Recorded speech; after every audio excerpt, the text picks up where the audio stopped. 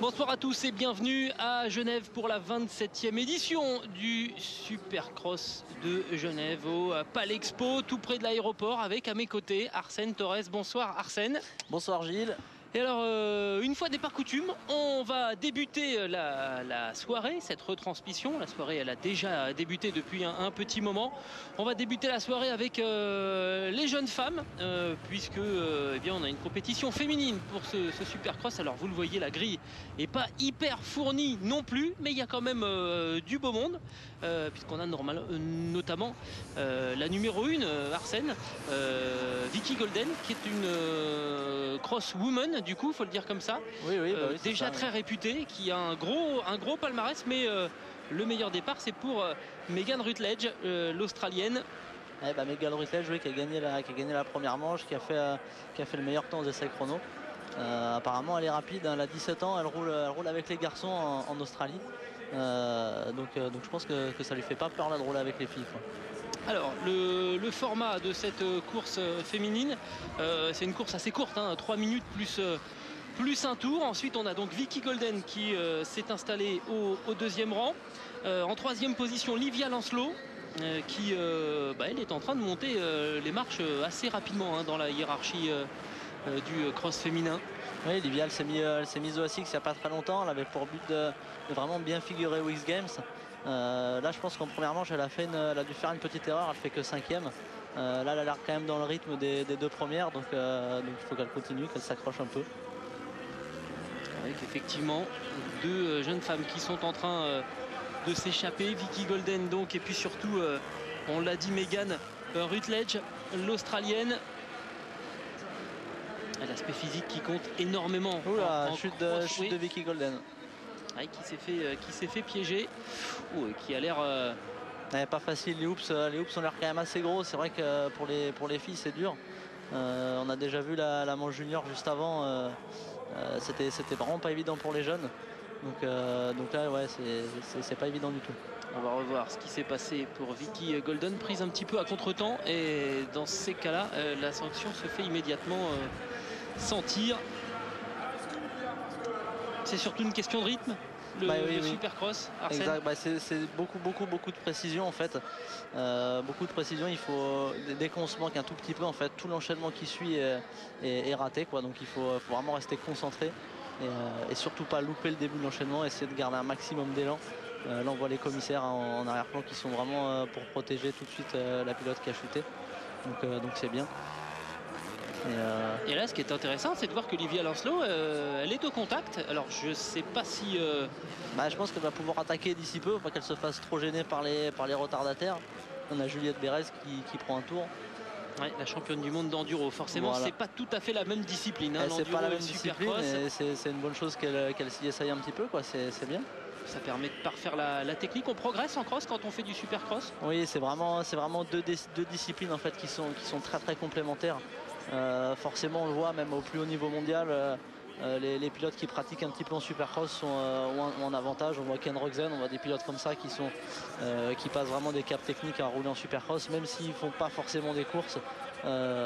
C'est bien pour un jeune de pratiquer aussi le supercross pour après la suite de la carrière. C'est vraiment une bonne chose. Alors là, on va avoir une première information parce que Megan Rutledge a vu, hein, que Livia Lancelot était sur ses talons. Est-ce que l'Australienne en a encore un petit peu dans la poignée pour se mettre à l'abri, ou bien est-ce que la Française va pouvoir à un moment ou à un autre porter une attaque? Ah là, c'est un beau dernier tour, hein.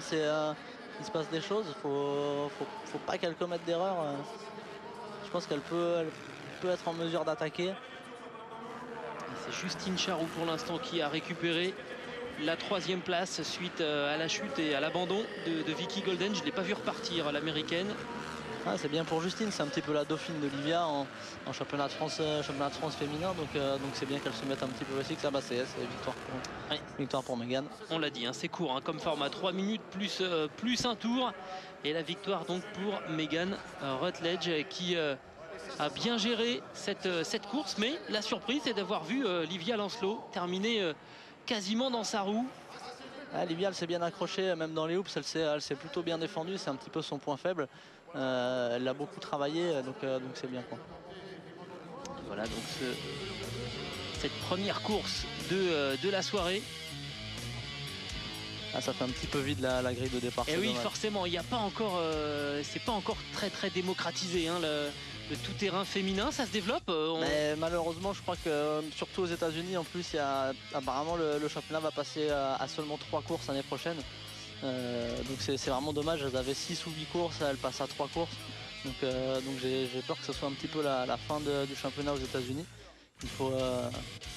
C'est vraiment pas évident pour les filles, quoi. Et on va avoir le tableau donc de cette finale féminine avec Megan Rutledge qui s'impose. Alors Adrien Lopez, je pense qu'il y a Adrien Lopez. il y a peut-être eu une petite erreur. Il est en Indonésie, le pauvre. Oui, et il est surtout loin, à moins qu'il se soit fait opérer et qu'il soit revenu très vite. Mais il a été très discret dans cette finale. C'est une pratique très courante dans ces pays-là. Alors, en tout cas, on découvre la toute jeune Megan Rutledge. Vous voyez qu'en plus, elle est toute mimi. Et elle a quand même fait une belle course parce que elle a tenu la dragée haute à Vicky Golden. Et c'est quand même une surprise de la voir. Surtout Livia qui a bien attaqué sur la fin et elle ne s'est pas laissé faire. C'est vrai qu'elle est jeune, elle a 17 ans et je pense que son habitude de rouler avec les garçons, ça la pousse à être peut-être un peu plus agressive. Allez, Livia Lancelot. Alors on l'appelle la première sur le podium Non, je pense pas.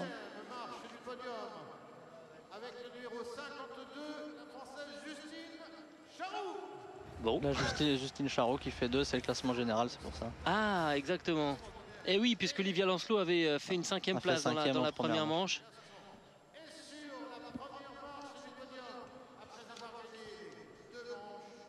Voilà, Megan en tête. Voilà, Megan Rutledge le doublé et donc la victoire dans ce Supercross de Genève au cumul de ces 2 courses. Ah, on voit Megan qui dribble les hoops, hein, vraiment comme les mecs, hein, c'est vraiment sympa. Ah, c'est une question de technique aussi. Alors bon, il y a un aspect physique très important, mais la technique, elle l'a en tout cas. Et c'est elle qui s'impose ce soir à Genève. On marque une pause et puis ensuite on va faire un petit peu de freestyle. A tout de suite. À tout de suite.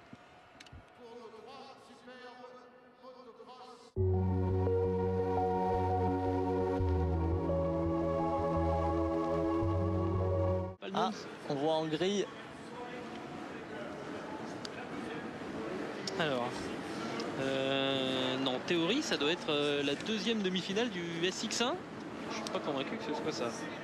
Non, c'est le SX2 qu'on voit. Je pense pas, ça va être le SX2 normalement. Ouais, exactement. Le SX2 avec Julien Bill à l'image. Exactement. Le pilote local, pilote suisse. Plutôt agressif, s'il part devant, je pense qu'il peut créer la surprise. Donc ouais, Kylian Oberson qui gagne en fait la première manche SX2. Voilà, exactement. On a Paul Stoder, numéro 24. Il avait gagné la première manche devant Romain Berthaume et Jos Salfranck.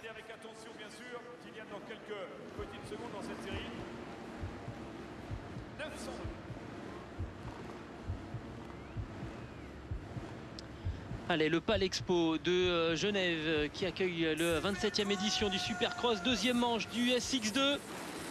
Kylian Oberson avait remporté la première manche devant Romain Berthaume et Jos Salfranck. Oui, Jos. Et le meilleur départ. Donc là, c'est Kylian Oberson qui prend qui a fait le all shot déjà. Ah, Kylian, on le sent agressif. Et en 2e position, c'est Paul Stoder. Paul Stoder qui est bien parti. Mike Valade, 3e. On a Jérémy Chauveau aussi à l'intérieur qui est pas trop mal.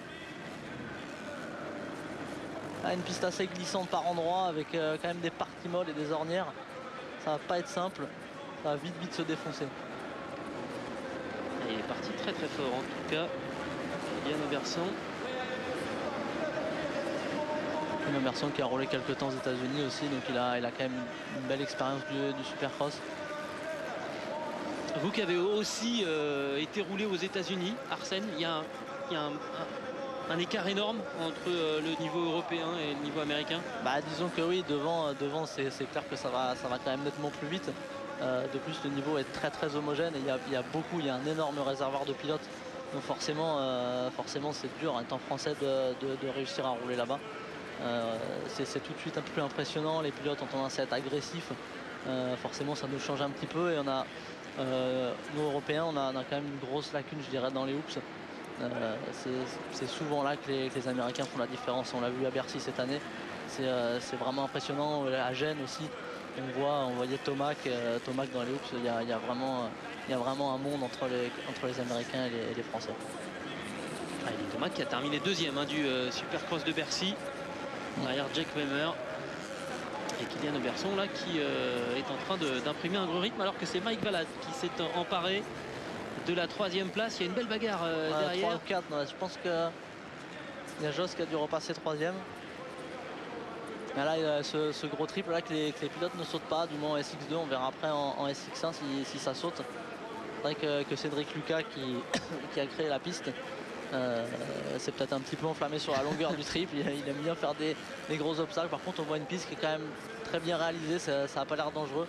Là on voit les pilotes tenter un triple, se mettre un petit peu court et ça passe quand même, c'est pas trop dangereux, donc c'est vraiment une bonne chose. C'est-à-dire que pour passer le triple il y a une question de longueur, il y a aussi une question de savoir si la terre avant sur l'appel est bien adhérente et si on peut faire passer la puissance. Donc on voit qu'il y a quelques petites ornières aussi dans cet appel, donc c'est pas évident. Là, il y a une petite bosse qui s'amortit pour prendre un petit peu d'élan, c'est sympa. Alors Kylian Oberson, c'est derrière. Il s'applique, il est propre, Paul Stoddard, juste à la 2e place, le voici. Juste après c'est bien, Stoddard c'est un jeune, il est motivé. Voilà, ça saute dans les hoops, ouais.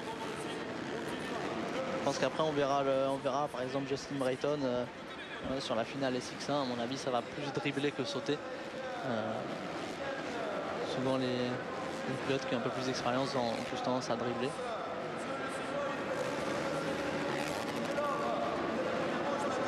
À la réalisation qui s'attarde évidemment sur l'homme de tête. Qui est suisse. Bah oui. Et donc du coup on a du mal à voir ce qui se passe derrière. J'ai l'impression que c'est un peu plus disputé derrière parce que Kylian Oberson là il domine largement cette deuxième manche. Ouais voilà, c'est un peu plus serré derrière.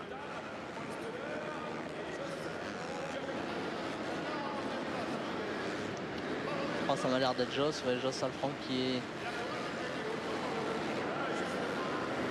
essaye de remonter.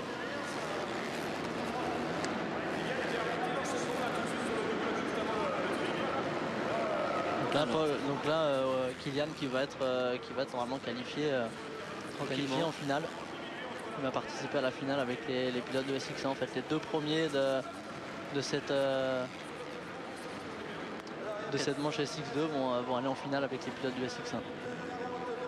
Et ça veut dire qu'il risque d'y avoir une belle bagarre. Joss Salfranc qui pour l'instant serait en 2e ou 3e position, voilà, derrière Stoddard, devrait avoir la possibilité de gagner cette 2e place. Peut-être il va y avoir explication avec Paul Stoddard, mais c'est une place qui coûte cher. La qualif en finale c'est toujours intéressant, même si après ils n'arrivent pas à s'illustrer devant en finale, c'est vraiment se qualifier en finale, c'est toujours vraiment un cap à passer. Puis c'est enrichissant. Oui, c'est enrichissant, on apprend beaucoup, on roule vraiment avec les meilleurs. Ça fait vraiment évoluer. Et on voit tous les pilotes sautent dans les hoops, c'est vraiment, ils sont quand même assez larges. Et surtout après les hoops, on a une difficulté qu'on ne retrouve pas forcément souvent en Europe. Il y a vraiment un camel assez haut. Il faut prendre quand même pas mal d'élan si on veut bien réussir à monter tout en haut. C'est vrai qu'en sautant dans les hoops, des fois on a tendance à être plus précis et à mieux se préparer pour la suite. Alors qu'aux États-Unis en général les hoops sont plus creusés, plus rapprochés. Pas forcément, après c'est juste que les pilotes ont plus tendance à les dribbler et à prendre de la vitesse dedans. Ils se soucient pas forcément de ce qu'il y a après. Ils passent un poil plus vite, mais là on voit que Kylian s'applique, c'est propre, il n'y a pas d'erreur, c'est bien fait. Ouais, sauf que j'ai le sentiment, Arsène, que ça revient un petit peu derrière. L'écart s'est creusé très rapidement. Ça s'est creusé au début, il est parti de suite. Après il y a peut-être le facteur physique qui va commencer à rentrer en compte. C'est 6 minutes plus un tour, c'est vrai que ça paraît court comme ça, mais il faut tenir sur la moto. Pour ceux qui se sont essayés un tout petit peu au tout-terrain et le Supercross c'est encore pire. C'est vraiment un concentré de tout ce qu'il y a de plus difficile en fait en motocross. Donc forcément si on n'est pas bien préparé, on a tendance à vite tétaniser des bras ou des jambes. Voilà, il y a une belle bagarre derrière vraiment entre Jos Salfranck et Paul Stoddard qui sont en même temps en train de revenir sur l'homme de tête. Est-ce que ça sera pas trop court? Et il me semble avoir vu Jérémy Chauveau aussi avec la Kawa, avec la KXF numéro 613. Il me semble l'avoir vu en bagarre. Alors est-ce que c'était une autre image dernier tour? Ouais, dernier tour, ça veut dire que là, à moins d'une grosse erreur, il aura course gagnée Kylian Oberson. Mais derrière, qu'est-ce que ça donne?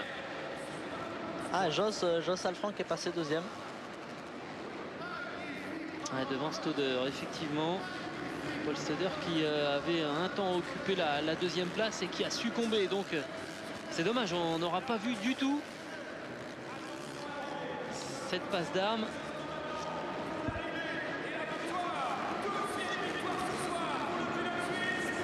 Ah, c'est sûr que c'est plus sympa quand vraiment il y a de la bagarre devant. Donc voilà, oui. Là, il a dominé, donc il n'y a rien à dire. Hein. Ah bah, ouais. Déjà c'était un peu plus mal parti, donc ça a été plus dur pour lui. Et c'est le doublé aussi, on a vécu un doublé chez les dames. On a un doublé également en SX2 pour Kylian Oberson qui va pouvoir aller défier les gros bras du SX1. Je pense que Jos Salfranck va être qualifié également pour la finale. Ouais, d'après le résultat de la première course, hein, si on le fait rapidement, il avait terminé troisième. Berthomé avait fait 2, donc là ça devrait être bon normalement pour lui, pour accéder à la finale.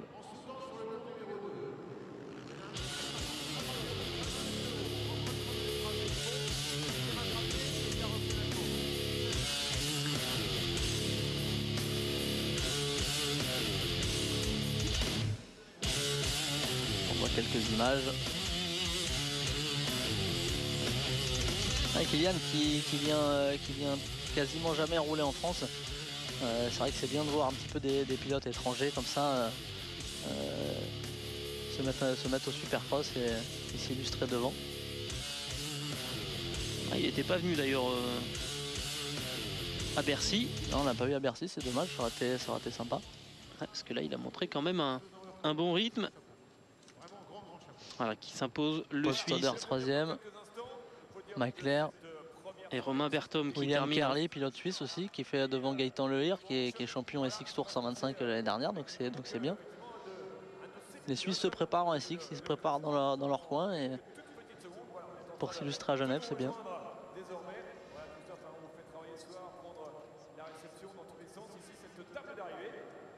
Et le podium tout de suite.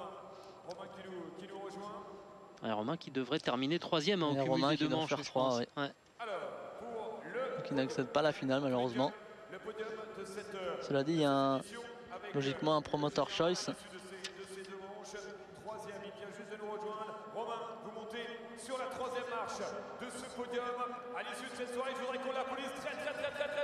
Voilà, troisième place pour Romain Berthomé. Romain qui est un grand frère, Vincent Berthomé aussi qui participe, qui roulait aussi beaucoup en SX. Là c'est le petit frère qui a repris un petit peu. Allez, la deuxième place pour Jos Salfranck, le Parisien. Ouais, ça arrive même à des gens bien. Parce que là, on vous l'a présenté tout à l'heure, aux côtés d'un certain Julien Ville. Il faut vous dire qu'il avait l'émotion et il va y avoir les frissons maintenant désormais. Ouais, là, le public qui s'apprête à faire une ovation, voilà, à ce jeune homme.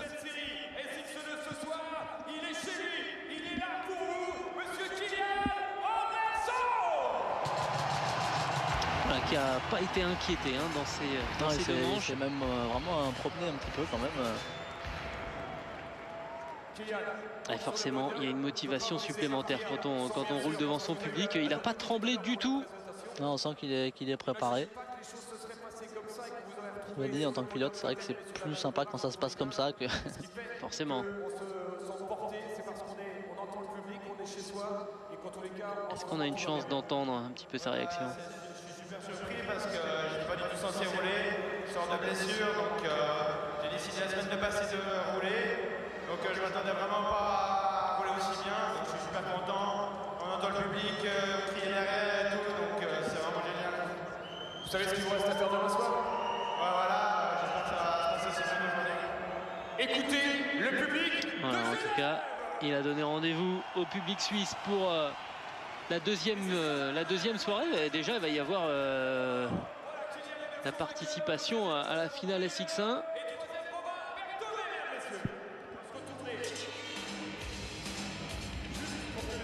Et il intériorise sa joie quand même. Oui, il n'est pas très expressif.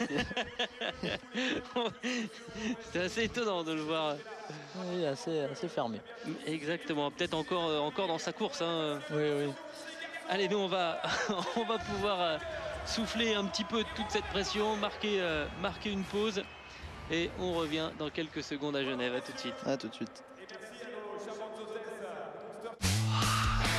Allez, c'est reparti du côté de Genève avec l'entrée dans l'arène des concurrents de la catégorie SX1 avec les repêchages. Alors il y a déjà eu 2 demi-finales. Marvin Musquin, Cédric Soubiras notamment se sont qualifiés. Gauthier Paulin aussi, Justin Brayton également dans le 2e demi-finale aux côtés de Grégory Aranda. En tout, il y a 12 pilotes déjà qualifiés. Là, ce sont donc les repêchages, ceux qui n'ont pas réussi. Là, je te coupe, Gilles, j'ai l'impression que c'est donc une manche 125. Alors, qu'est-ce qui se passe? Alors, il y a peut-être une modification dans le programme. Donc là, c'est semble-t-il la 2e manche, donc 125 junior. Je confirme. Donc avec le all shot de Verag. Bon. Avec la Kawa, la 125 KX qui part en tête. Il a l'air plutôt agressif dans ce premier tour.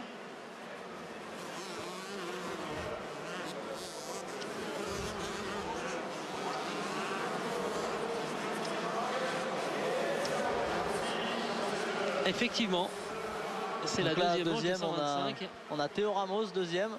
3e, Gabriel Lafont. Ça va nous permettre de comparer aussi un petit peu les styles selon, ça roule les pas machines. mal du tout, hein, donc c'est bien. On voit, il y a beaucoup de jeunes qui se mettent un petit peu au supercross, donc c'est sympa.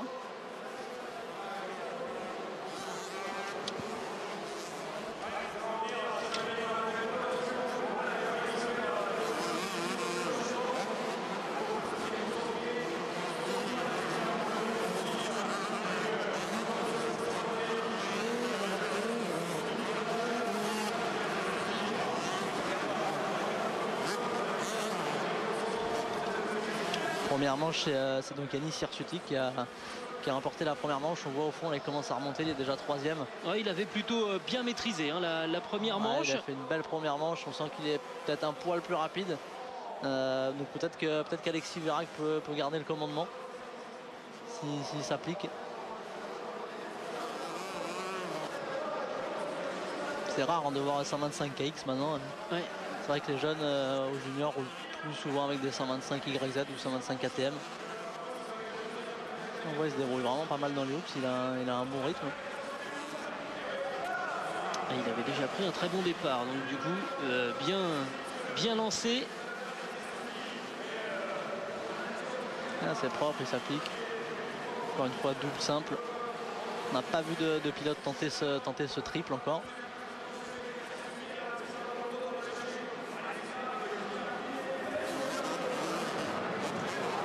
Là, Yanis Hirsuti qui remonte pas vraiment pour l'instant. L'écart reste le même.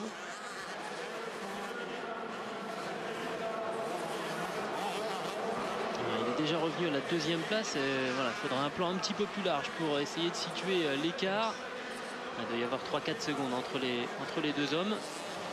Ah, ça va être dur à aller chercher. En plus qu'Alexis fait pas beaucoup d'erreurs, il s'applique. Théo Ramos 3e.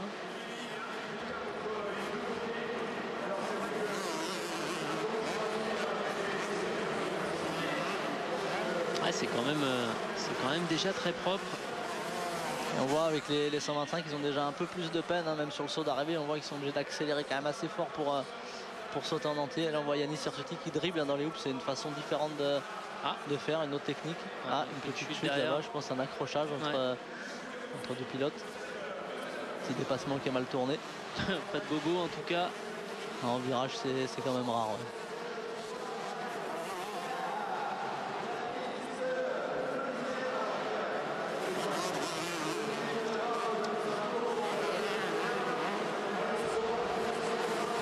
C'est bien qu'on puisse voir un petit peu qui est derrière pour le classement final. Ouais. On sait que c'est Vera Girsuti avec un écart qui a l'air de s'être réduit un petit peu. Danuzet qui est passé 3e. Théo Ramos qui s'est fait dépasser par Ouzek.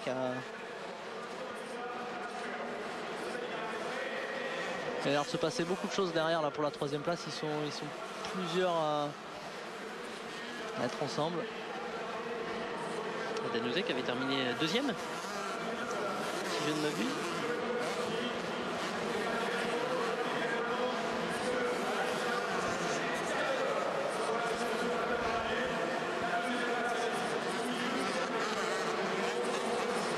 Là, les pilotes commencent à mettre un tour en fait aux autres pilotes. Donc c'est vrai que souvent il peut se passer des choses à ce moment-là parce qu'on se fait gêner par les pilotes qui prennent un tour. Et donc le pilote qui est derrière en profite. On le voit d'ailleurs, Yanis Hirsuti en train de remonter. Alexis a galéré un petit peu à doubler les attardés. Donc là c'est bon, ils sont passés.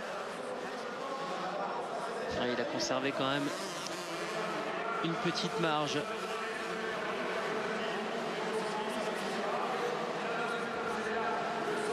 La piste commence à sécher un peu par endroits, ça risque de devenir glissant.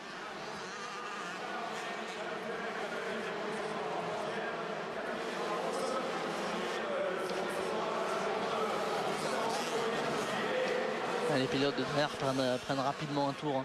Ouais, c'est un circuit quand même assez court forcément. Ouais, et Hirsuti qui continue de forcer, qui continue de mettre la pression sur Alexis Verag. C'est vrai que le tour est très court, hein. La moindre erreur tout de suite c'est terminé. On peut plus, on a vraiment du mal à revenir.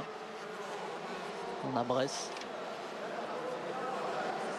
Une image. Bress, mais je ne sais pas en quelle position il est. Parce que non, il l'a montré, voilà, mais je pense pas qu'il soit tout devant. Non, parce que pour tout vous dire, on a exactement les mêmes infos sur le classement que vous, c'est-à-dire qu'on a le classement des 3 premiers. Et c'est tout. Voilà, Hirsuti qui fait un bel enchaînement. Ouais, et qui termine par trip, il donne vraiment tout dans les derniers moments. Il se rapproche dangereusement là d'Alexis. Il est en train de revenir là. Alors est-ce que c'est le rythme d'Alexis Verag qui a un petit peu chuté, ou alors est-ce que... Le problème c'est que c'est le premier à doubler les retardataires en fait, donc forcément il se fait plus gêner que Yanis Hirsuti. Ouais, et j'ai pu voir le panneau rentre dans le dernier tour, me semble-t-il. C'est l'instant de vérité. Petite erreur avant le petit Kamala monté Hirsuti. Oh, et là, il a failli chuter quand même Hirsuti là. C'était limite, mais... et il s'est bien lancé et il est passé. Tout donné pour essayer de passer dans le dernier. Ça va être chaud entre les deux hommes. Ouais, bien fermé la porte de la part de Verag. Et voilà une belle passe d'armes quand même. Ah là c'est beau avec pas mal de vitesse à l'extérieur. C'est limite. Ça a failli se toucher mais c'est passé. Ah, c'est vraiment un joli dernier tour là. C'est la première fois de la soirée qu'on a une belle fin de manche. Ouais, bah oui, il est déçu. Hirsuti, ouais, forcément. Ah, joli, hein. C'était une très belle fin de manche. Donc là on voit les attardés ont quand même joué un rôle important. Il s'est fait quand même gêner. Après il a fait une petite erreur dans les hoops, sûrement dû au stress, le stress du dernier tour. Parce que quand on entend arriver la machine de l'adversaire, ça met aussi pas mal de pression. Et ouais, surtout en rentrant dans une portion aussi technique que les hoops, forcément on a tendance à partir à la faute. On l'a vu comme il l'a fait. Ça a permis à Yanis de remonter, vraiment d'être en mesure d'attaquer. Et après forcément quand on est au contact de l'autre pilote, on peut porter son attaque. Et surtout dans un dernier tour, en plus on n'hésite pas des fois à être un petit peu agressif, un petit peu viril.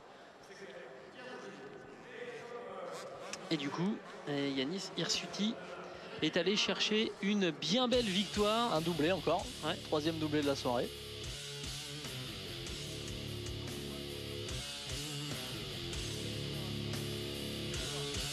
C'est sympa de voir que parmi tous ces pilotes, là, la plupart sont d'anciens stagiaires de l'école. Mais oui, c'est ce que on en parlait tout à l'heure. Vous avez désormais une école. Alors j'ai été surpris d'apprendre qu'il y avait une école de tout terrain, de cross, en région parisienne. Oui, voilà, on est implanté dans le 91 en fait, hein, et tout ça, bien sûr, grâce à un président de club en fait vraiment passionné, c'est Jean-François Guettaz. Hein, il a une piste, il s'en occupe vraiment bien, et du coup on a eu l'idée de faire quelque chose ensemble. On a créé cette école et c'est vrai que ça se passe vraiment bien. On a fait notre premier été et c'est vraiment très positif pour l'instant. Et donc parmi ces pilotes, lesquels sont passés chez vous? On a Clément Caillat qui roule beaucoup à la maison. Là dans le classement actuel on ne voit pas les autres. Je pense qu'ils ont dû faire des petites erreurs. On a Olivier Lambert, Gabriel Lafont, c'est tous des petits jeunes qui qui ont participé au stage. Donc c'est bien de voir qu'ils se retrouvent là avec le meilleur niveau européen. C'est vraiment sympa de voir qu'ils continuent à progresser, à rouler. Donc c'est vraiment cool pour eux. Le regard d'Eric Sorby, là cette fois on va s'attaquer au repêchage, voilà, repêchage de la catégorie SX1.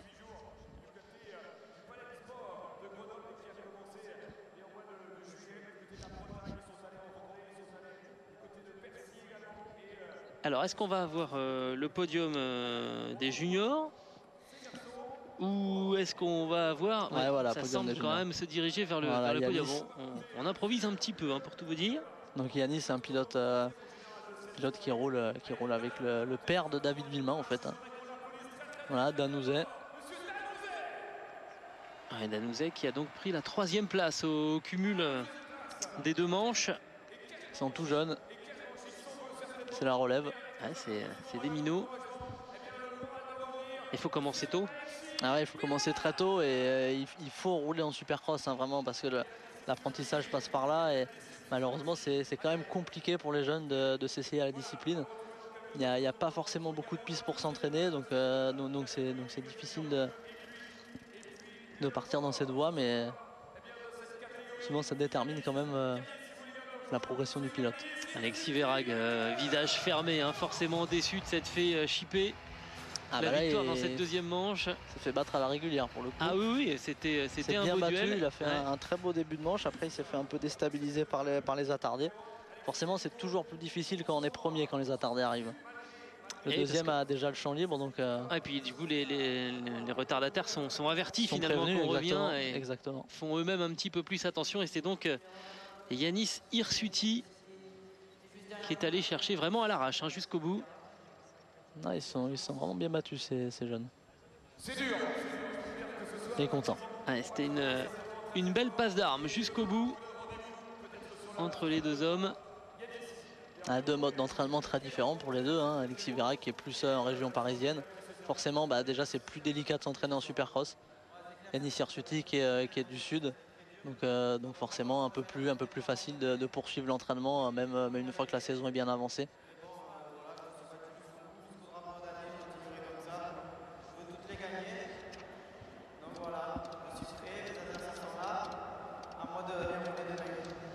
Je crois qu'ils sont entendus. Voilà, je voudrais qu'on les applaudisse sur une fois très fort. Danouzet 3e, Alexis Verhaeghe. Voilà donc le podium pour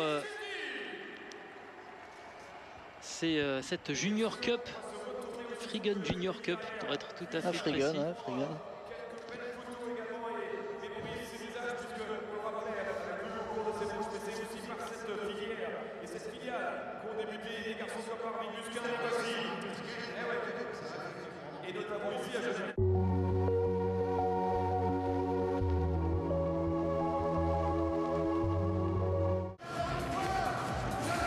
Mon cher Arsène, les choses se précisent. On voit des pilotes se placer derrière la grille de départ et ça c'est plutôt une bonne nouvelle parce que c'est un petit peu pour ça qu'on est venu. Exactement. Donc là de gauche à droite on a Loïc Léonce à gauche. Et le numéro 3, l'invité surprise de ce repêchage, Mike Brown. Mike Brown.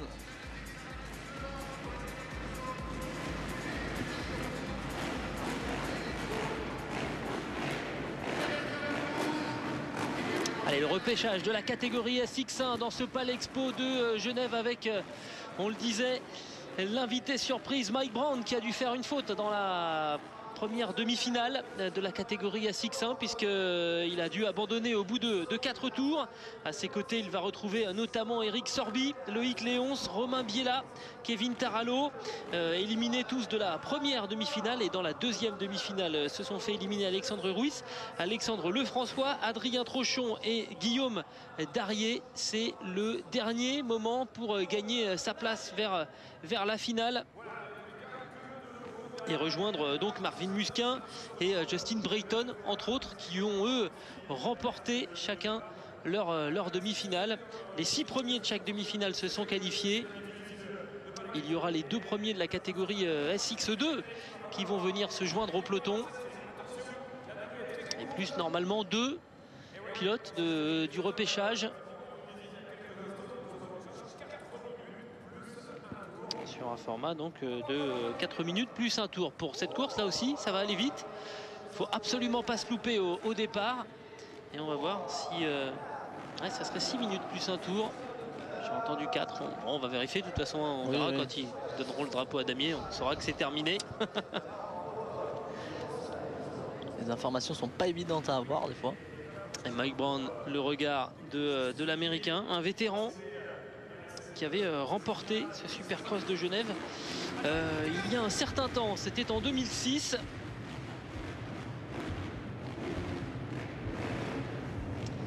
Il avait fait 2e en 2005 derrière un certain David Villemain. Et il avait remporté ce Supercross en 2006. C'est parti. Avec à suivre donc voilà le numéro 3 de Mike Brown. Mais c'est pas lui qui a pris le meilleur départ. C'est Kevin Tarallo qui s'est le mieux élancé. Et Mike Brown n'a pas tardé. Oui, Mike Brown en tête. À reprendre qu'il va prendre un peu d'air. Alexandre Ruiz de Loïc Léonce 3e. C'est bien pour Loïc, c'est un pilote quand même plus axé sur le motocross. Habituellement, il fait quand même 3e de l'élite cette année. Et voilà comment on passe les whoops du côté des Américains. On voit la différence aux US.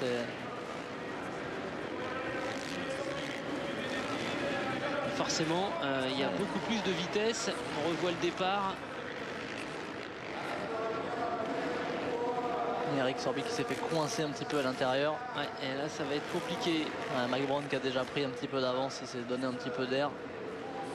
Après, la stratégie sur un repêchage, c'est vraiment de se donner de l'air en début de manche pour pouvoir vraiment rouler un petit peu sur la réserve sans trop forcer pour terminer le repêchage sereinement. Pas se fatiguer trop pour la finale. Allez, oups, c'est tout de suite une autre cadence. Hein, c'est à l'américaine.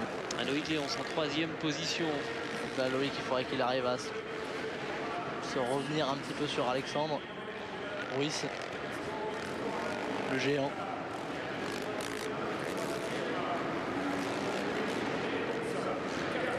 Et là forcément on voit la fluidité, la technique, hein, c'est tout en douceur presque hein, pour Mike Brown. Ouais, tout est calculé, millimétré, c'est beau, c'est propre. Les hoops doivent quand même vraiment pas être évidents parce que on voit qu'il fait quand même attention. C'est vrai qu'à la télé souvent ça fausse un petit peu, on voit les choses plus petites qu'elles ne sont réellement. Il est pas loin finalement Alexandre Ruiz, il est même, on a le sentiment, en train de revenir un petit peu. En train de revenir, après bon, ce serait bête de partir à la faute sachant que les deux sont qualifiés. Il n'y aura pas une énorme différence pour l'entrée en grille, de toute manière ils seront tous les deux mal placés. Donc après le tout c'est sur un repêchage, ça reste quand même de se qualifier. Après ça sert à rien non plus de prendre des risques pour à tout prix gagner et risquer de partir à la faute. Peut-être pour le plaisir d'aller se faire un dépassement sur Mike Brown quand même. Ça peut le faire aussi. Ouais, là hein, l'écart a repris un petit peu d'ampleur. Le problème c'est non seulement la vélocité mais surtout la régularité hein, d'un pilote comme Mike Brown qui pas Mike Brandt hein, Mike Brown qui, pas pareil. Non, qui commet très rarement des fautes. C'est pour ça que c'était étonnant hein, de le voir être obligé de repasser par le repêchage. Ah bah Mike Brown ça a toujours été un rock hein, c'est sûr que mais pas beaucoup de fautes. Il enchaîne les tours pour Eric Sorby désormais. Même surprenant de le voir toujours à ce niveau. Il participe plus vraiment au championnat américain, donc c'est sympa de revoir des pilotes comme ça.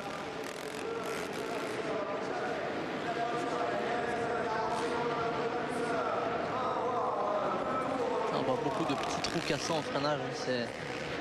En plus qu'avec les suspensions de Supercross réglées très fermes, ça met beaucoup de petits chocs dans les bras. C'est loin d'être une partie de plaisir, c'est sûr. Un virage un petit peu glissant quand même avec forcément dès que la terre sèche ça commence à devenir compliqué. Eric Sorby qui a fait une faute qui est sortie. Ouais, et du coup ça a permis à Charles Lefrançois de prendre la 3e place. Ce qui au final ne devrait pas changer l'issue de cette course de repêchage.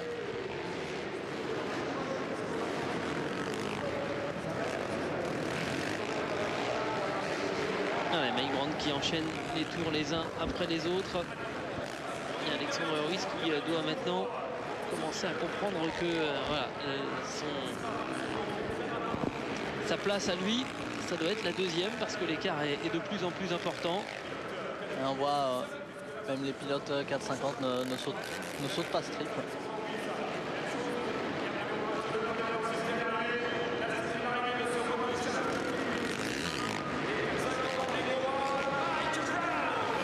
Voilà, et la victoire sans conteste pour Mike Brown qui n'a pas tremblé. Son Maurice qui se qualifie facilement.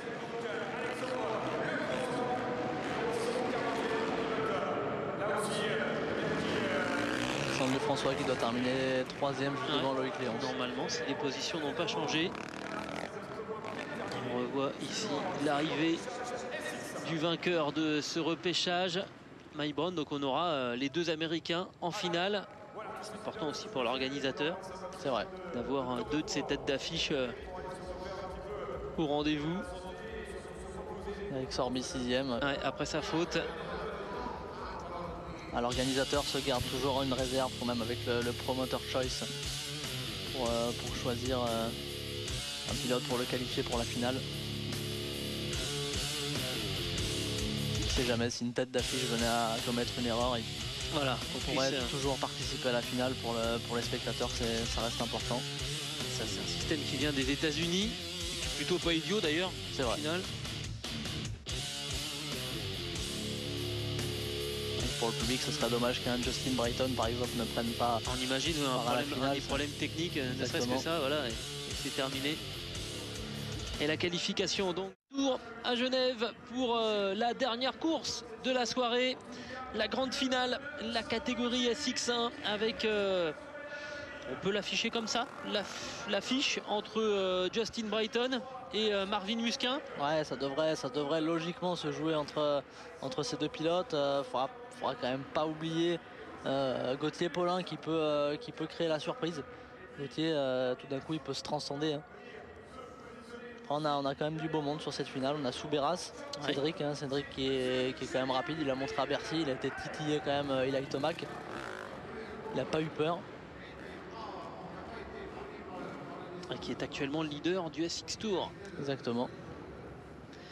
Donc on va voir ce que ça peut donner cette finale avec de nouveau un duel entre la France et les États-Unis. Hein. Ça ressemble un petit peu à ce qu'on a connu à Bercy. Et ça s'était soldé par un triplé américain hein, au classement.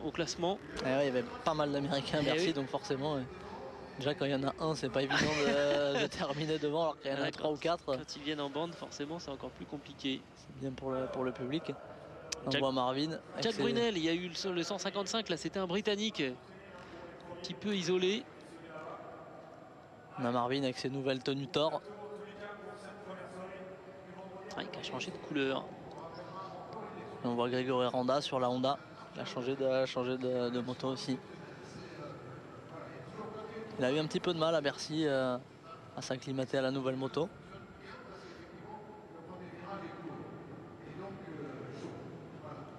Marvin Musquin. Plutôt à l'aise sur cette 4,5.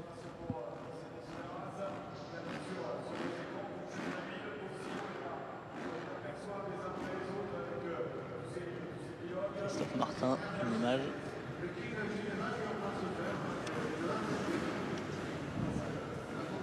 Et alors je ne sais pas sur qui s'est porté le choix des organisateurs. On pensait que ce serait Julien Bill et je le vois pas sur la... Non, bah peut-être qu'ils n'ont pas utilisé ce fameux Choice Promoter. Alors Mike Brown est complètement sur la droite quand on est face à la grille. Si, on a Loïc Léonce en pilote qualifié par l'organisateur.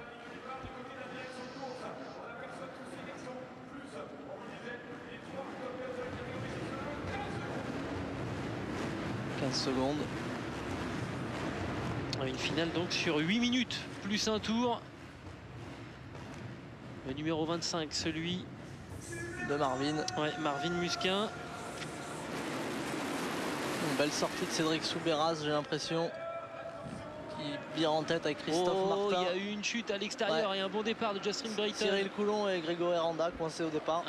C'est dommage pour Cyril, qui souvent a brillé à Genève. Il a déjà remporté des finales ici. Je crois que Ah, ça va être compliqué là. le repose-pied qui s'était pris dans la roue C'est avant. Julien Bill, on a vu Julien Bill. Il était là aussi. Julien Bill, je pense que c'est lui qui a été qualifié par l'organisateur d'ailleurs. Allez, l'excellent départ de Cédric Soubirats. Cédric Soubirats en tête. Et derrière, on voit déjà... un bel enchaînement là, avec un gros triple à l'entrée. Il faut ça, parce que ça y est, le numéro 10, c'est celui de Justin Brighton qui est lancé. Brighton, Marvin qui est pas mal non plus, ça peut être vraiment intéressant pour le spectacle parce qu'il n'est pas parti devant. C'était lui le plus rapide au chrono. On va voir s'il est capable de remonter sur la tête de course. L'enjeu pour Justin Brighton, il est assez particulier. Il a remporté à 2 reprises ce Supercross de Genève. Jamais personne n'a triomphé 3 années de suite. Exactement. On voit dans les hoops, il y a tout de suite. Là, il y a un monde d'écart. Il y a un monde important. La série n'est pas très grande, mais là, il est revenu déjà d'au moins 3-4 mètres sur Cédric. Ça veut dire que s'il veut résister, il faut reprendre l'équivalent sur tout le reste du circuit. Ce qui n'est pas évident. Et Marvin Musquin qui est en train de revenir. On l'a vu faire le gros triple. Il est obligé de s'envoyer le triple, Marvin, s'il veut faire jeu égal avec il est Justin vraiment Brighton. Remonté énormément. Ça y est, il est là. Je pense que le triple est intéressant au niveau du chrono. En tout cas, vous avez eu le nez creux, Arsène, parce que l'affiche, on la connaissait à peu près. Et les arbitres sont là, eux aussi. Sur le papier, ce sont les trois meilleurs quand même. C'est beau là, avec des enchaînements différents. On voit Cédric qui fait le triple à l'extérieur aussi pour prendre un petit peu de vitesse pour l'enchaînement d'après. Ça glisse un petit peu. Manqué. On voit que ça glisse un petit peu dans les courbes. Et puis Justin Brighton a été correct parce que on peut penser qu'en Supercross américain, il aurait tenté le tout pour le tout en allant chercher un bloc pass un peu viril. Il s'est retenu un peu. Je pense qu'il ne va pas en avoir besoin. Voilà, il a compris. Dans les propre, c'est bien fait.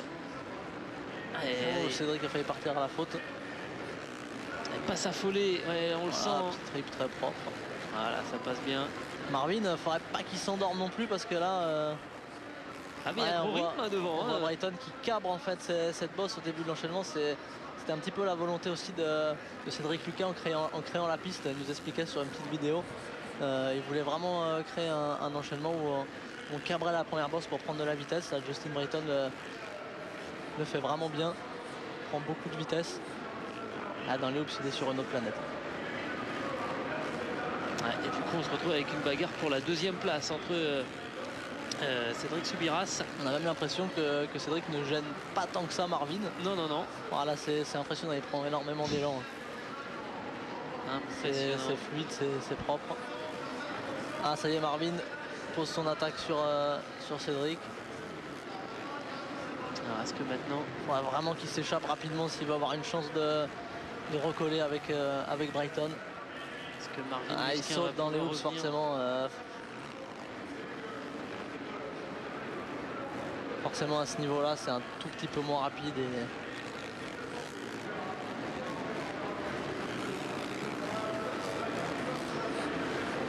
Parce que forcément en sautant on fait plus de chemin, c'est ça l'idée? On reste un peu plus longtemps en l'air. Donc forcément on perd du temps par rapport au pilote qui va rester que sur les crêtes en fait des hoops. Encore faut-il faire comme Brighton avec l'image en ce moment. Alors que Kylian Oberson, on l'a vu, a chuté, le numéro 902, celui qui avait remporté la course des SX2. Décrocher sa place en finale. Voilà Loïc Léonce qui prend un tour. C'est quand même un rythme exceptionnel. Là, on mesure vraiment le talent de Justin Brighton qui avait fait 3e à Bercy. Il n'avait pas gagné. Exactement, il était un petit peu en retrait par rapport à Eli Thomas et à Jack Weimer.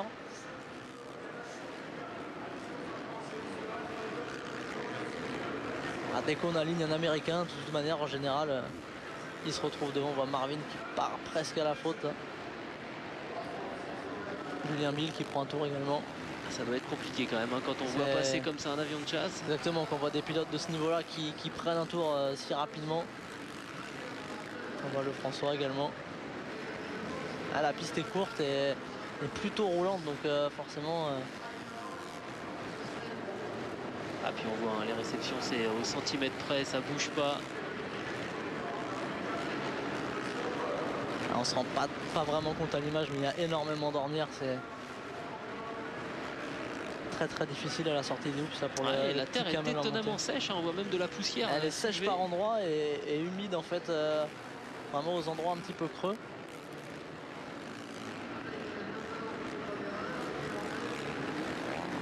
Ouais, les motos sont vraiment très dures en suspension, ça. Tout est réglé pour la précision. Cyril Coulon avec le numéro 5 qu'on a aperçu victime. Mike Brown qui prend un tour également. Et là, forcément. Cyril Coulon, mais Cyril Coulon qui a chuté au départ, donc forcément tout de suite plus compliqué. Marvin là qui fait de beaux enchaînements. J'ai l'impression qu'il commence à rentrer dans un rythme intéressant. Et forcément ça va être très difficile de revenir sur Justin Brayton ce soir à mon avis. Et on a vu Cyril Coulon essayer de prendre la roue finalement de Justin Brayton. Oui, bah, c'est toujours intéressant de toute manière, quitte à avoir raté la course en étant tombé au départ. Ouais. Autant essayer de prendre un petit peu du rythme, d'essayer d'améliorer un petit peu les chronos pour le lendemain. Parce qu'il y aura une deuxième soirée demain. On sera à l'antenne sur un format un petit peu plus court.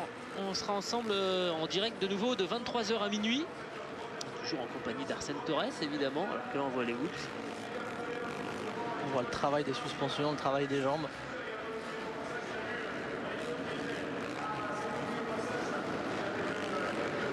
Et le cavalier seul qui se poursuit pour Justin Brayton.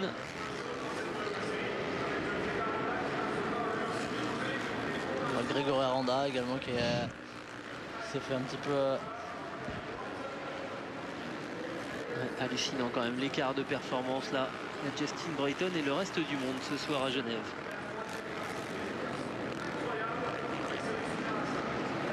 Allez, cette finale SX1 avec Justin Brayton qui fait le cavalier sol. On a cru, on a espéré, on a rêvé que Eric Soubeyras pourrait retenir l'Américain et que les assauts associés de Musquin et de Soubeyras allaient mettre on espérait surtout un Marvin un peu plus présent quand même sur cette finale avec des excellents chronos. D'excellents chronos cet après-midi, et là il concrétise pas vraiment sur la finale, c'est dommage. Ouais, en plus dans sa demi-finale, Marvin Musquin avait tourné à peu près dans le même chrono que Justin Brayton, hein, 33-9 pour les deux hommes sur leur meilleur tour. Ouais, mais visiblement là je pense que les hoops se font quand même vraiment la différence. Encore une fois que tout le monde saute tous les enchaînements, tout le monde fait les gros sauts, les gros enchaînements. Après c'est vraiment dans les hoops, on voit deux techniques différentes. Marvin qui fait triple et Justin Brayton qui dribble. Forcément on a une différence de taille à la fin du tour et elle ne prend même plus la peine de faire le triple.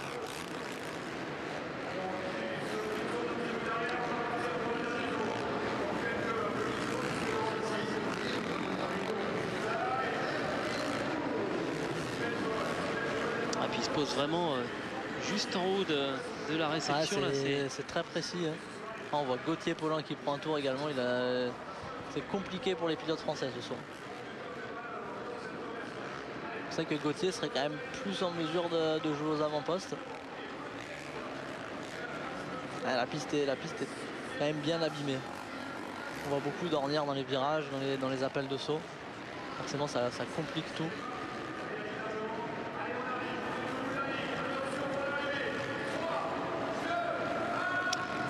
Il n'y a pas eu photo ce soir en finale.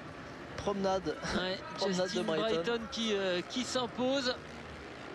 Et la petite figure de freestyle qui va bien, le kicker pour Marvin. Pour Marvin Musquin. Il a l'air content. Et il est allé chercher la deuxième place. C'est sans doute ce qu'il y avait de mieux à espérer ce soir compte tenu du niveau de Justin Brayton qui vraiment était un cran au-dessus du reste du plateau. Il n'y a pas eu photo. Il a mis un tour et demi à prendre l'avantage sur Eric Soubeyras et derrière Cédric Soubeyras. Cédric, pardon. Et après il n'y avait plus rien à faire. Cédric qui a fait un beau début de manche quand même. Ah ouais, il s'est bien battu. Il a même vendu chèrement sa peau par rapport à Marvin Musquin. On voit dans les hoops, il s'est fait doubler dans les hoops également.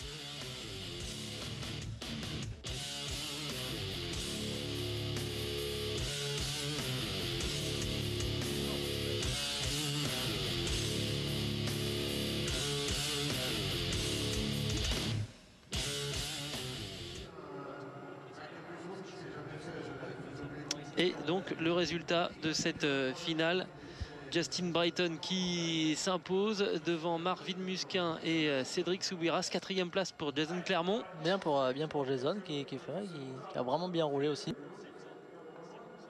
Ouais, il y a des résultats intéressants derrière, mais évidemment l'homme qui a été intouchable aujourd'hui, c'est Justin Brighton. Ouais, Marvin Musquin, oui, qui tire un peu la langue. Il a tout tenté, mais il n'y avait rien à faire aujourd'hui. Et Eric Sorby qui aurait... Non, ça c'était le repêchage, je suis en train de me tromper. Donc Christophe Martin qui termine 5e. Loïc Rombaud 6e. Ensuite Charles Lefrançois 7e. Et Gauthier Paulin qui termine à la 8e place. Gauthier Paulin qui a sûrement eu un souci. Je pense qu'il aurait vraiment pu se battre au moins dans le top 5. Allez, Marvin Musquin 2e. Ses nouvelles couleurs.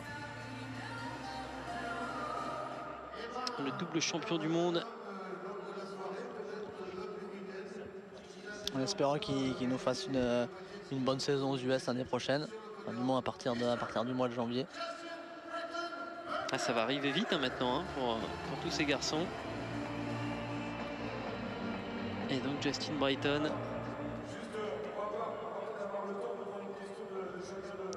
Facile vainqueur. Voilà l'homme donc qui a remporté ces 2 dernières années le Supercross de Genève et qui eh bien, débute parfaitement. Eh bien écoutez, c'est extrêmement simple. J'en suis à ma 6e finale d'affilée. Il m'en manque encore une. Et effectivement, je ferai ce que vous m'avez dit, à savoir être le premier. Et à ce moment-là, il arrivera à remporter un 3e Supercross de Genève consécutif. Justin Brighton est compte tenu de ce qu'on a vu ce soir. Il devrait y arriver sans trop de problèmes logiquement. Exactement, voilà en tout cas une belle course pour clôturer cette première soirée du Supercross de Genève 2012.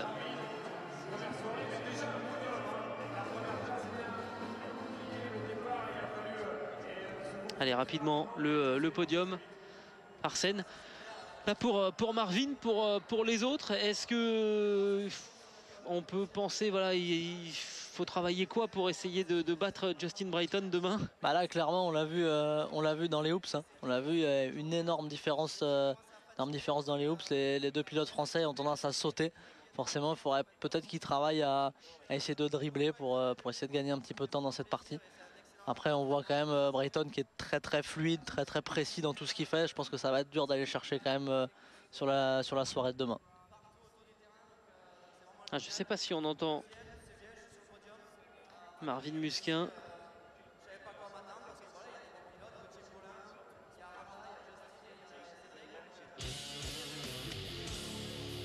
On ne sera même pas allé au bout de l'impression de Marvin Musquin. Bon bah voilà la fin de cette première soirée. Donc comme on pouvait s'y attendre ou le redouter plutôt, c'est Justin Brighton qui s'est imposé. Arsène, je vous propose de se retrouver demain à 23 h pour la 2e soirée de ce Supercross de Genève. Vous serez avec nous? Ok, pas de souci, à demain. Bonne soirée. Rendez-vous à demain 23 h sur Eurosport 2. Bye bye.